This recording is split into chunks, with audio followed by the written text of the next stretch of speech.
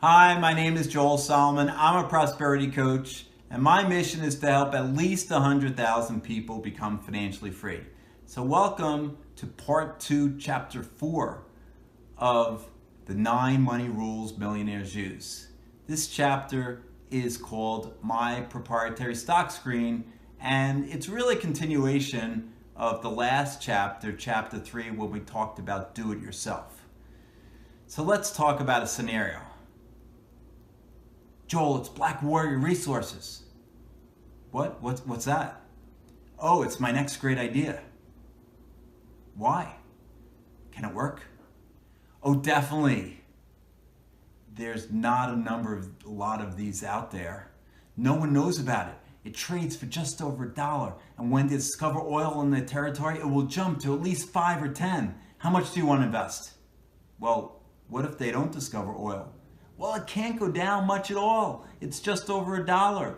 Okay, well, I have about 1,000 to spare now. Great. Do you want to send a check or should I pick it up? You're still in Merrick, right? Oh, I'll send it. So how much do you think, how many shares should I buy? Oh, you should buy at least 1,000. That'll be about $1,300. Okay, I'll do it. Thanks. Yes, this was the conversation I had with my stockbroker. My one and only stockbroker in 1988. He was a friend of a friend. And like many great salesmen, he sold me on the opportunity. I could make 5 to 10 times my money. I was sold in the idea of wealth. Did I do any research? Did I ask the appropriate questions? Did I ask, well, what's the probability of hitting $5 in the next 3 years? What's the probability of it hitting $10 in the next 3 to 5 years? What's the downside and what's that probability? How much money does the company make? What's its net income or operating income? What's its sales? Has it discovered oil before? Who runs the company? Do they own stock? Are they buying more? Who are the competitors? What's the profit margin? Their income divided by their sales.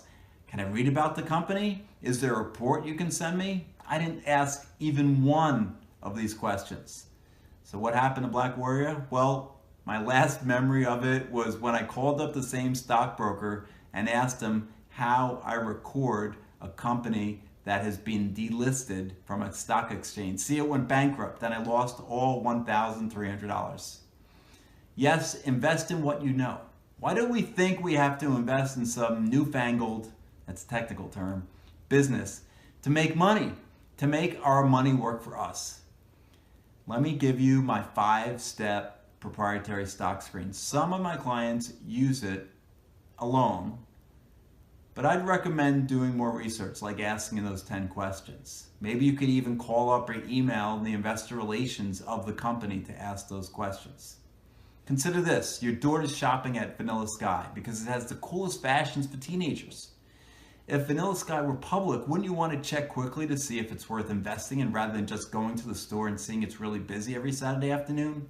So use this stock screen. Before I go into it, a couple of terms to define. E is earnings. That's how much money the company makes. Revenues is how much they sell. And the PE is the price divided by their earnings per share. So let's get started. Step 1 is to see if their earnings per share growth is greater than 10%.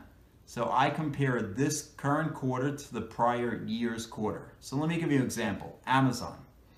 For the second quarter of 2018, Amazon had earnings per share of $5.07.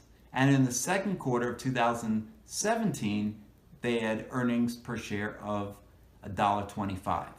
So if you divide the $5.07 by $1.25, you get 306%. Well, that's greater than 10%, so we got a yes. We go to step 2. Step 2 is to see if their revenue growth is at least 5%. So let's check Amazon sales. Amazon sales for the second quarter was $52.5 billion. And for the second quarter of 2017, it was $38 billion. So that growth is 39%. 39 is greater than 5.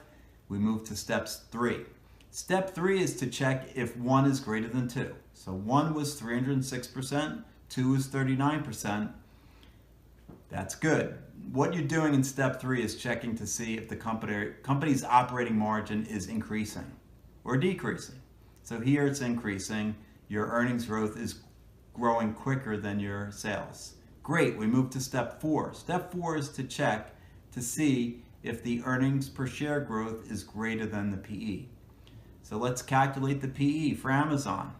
On the day of earnings, its PE was 89.2. That's the stock price, the P, 1,808, divided by the earnings per share, which was $5.07 times 4. So you have to multiply by 4 because it's just 1 quarter. Now, some analysts use the trailing 12-month earnings. You can do that, or you can use the actual quarter's earnings and multiply by 4. So the PE is 89.2. So is the earnings per share growth greater than 89.2? It is. Remember, it's 306%. So 306 is greater than 89. Take off the percentage. And we got another yes. So we move to the final step. Step 5 is to see how the stock did on the day of earnings. Did it go up? And if you're conservative, you can check if it went better, it went up more than the stock market index. So on this particular day, Amazon was actually down 3%, and the stock market was up 0.25%. So it doesn't meet step 5, so you would not have bought it after the second quarter earnings on July 26, 2018. Interestingly enough, Amazon until today is actually down over 5.5%. So we made a good decision not to buy Amazon on that day. Thanks for watching.